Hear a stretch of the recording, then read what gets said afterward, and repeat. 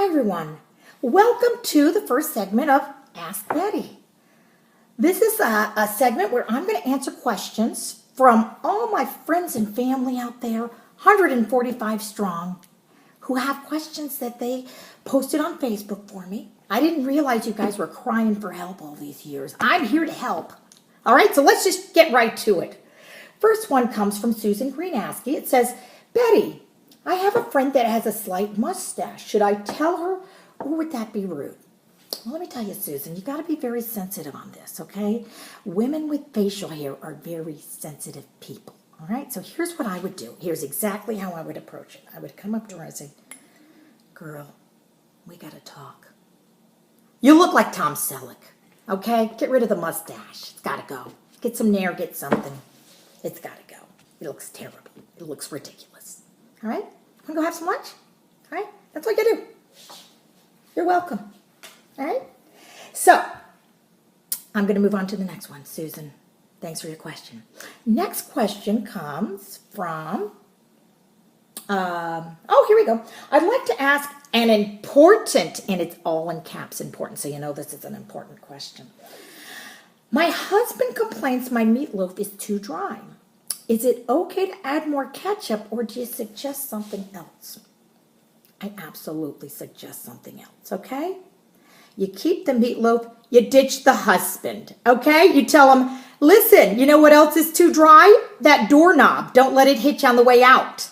I got to go make some meatloaf, all right? Hope that helps you there, Sarah in Sacramento. All right, next question. We're rolling along here.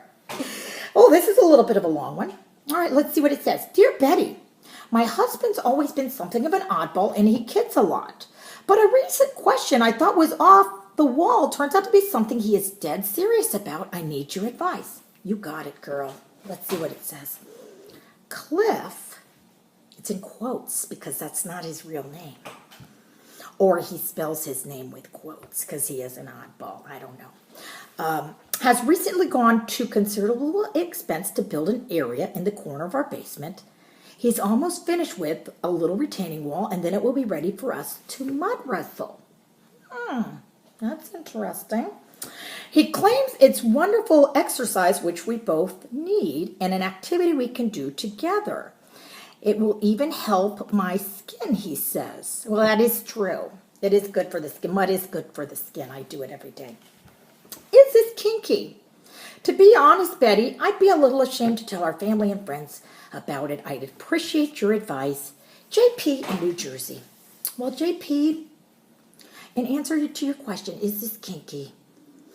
You bet your butt it's kinky, okay? And a hell of a lot of fun doing it, all right? Enjoy yourself. Get some toys or something. If you need a referee, call me. You know what I mean? JP and Cliff. Okay, moving on. We got one more left here. And, okay. This one comes from Brenda. Betty, I have a friend who divorced her husband of 17 years due to his alcoholism. Good for you, girl. Good for you.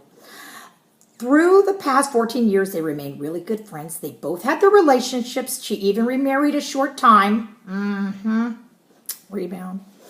He's still a practicing alcoholic. But everyone who sees them together knows they belong together. They just don't see it.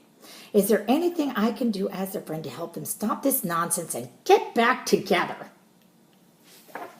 Well, Brenda, this is a very serious question, okay? And I'll be honest.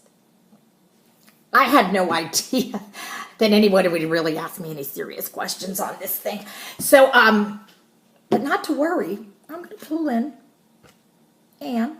And I asked myself as I was reading this question, what would Anne say? What would Anne do? And let me just tell you something. We're going to add a little bit. Anne would send him on a trip on the Love Boat. Because if you think about it, every single episode of the Love Boat had that storyline.